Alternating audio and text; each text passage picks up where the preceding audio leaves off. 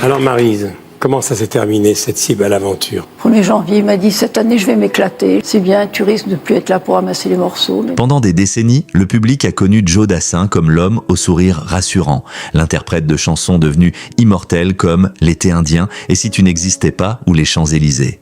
Mais aujourd'hui, plus de 40 ans après sa disparition, une femme vient bouleverser cette image. Cette femme, c'est Maryse Grimaldi, sa première épouse. Celle qu'il a connue avant la gloire, celle qui a partagé 13 années de sa vie et qui a joué un rôle essentiel dans le lancement de sa carrière. À plus de 80 ans, elle a décidé de raconter ce qu'elle avait gardé pour elle pendant près d'un demi-siècle. Leur histoire commence dans les années 1960 lors d'une soirée où le coup de foudre est immédiat. À l'époque, Joe Dassin n'est encore personne dans la chanson. C'est Maryse qui croit en lui, qui fait écouter ses premières maquettes à une maison de disques et qui l'encourage lorsque le doute l'envahit. Peu à peu, elle devient sa confidente, son soutien et son plus proche allié. Mais derrière les succès, les tournées et les millions de disques vendus, leur vie est frappée par une tragédie.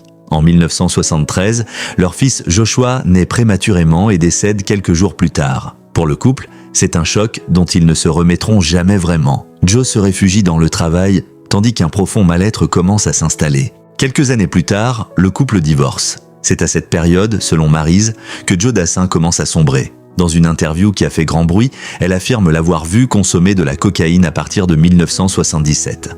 Selon elle, cette dépendance aurait accéléré la dégradation de sa santé déjà fragile. Maryse raconte même lui avoir lancé un avertissement glaçant « Tu sais que tu vas mourir dans 4 ans ».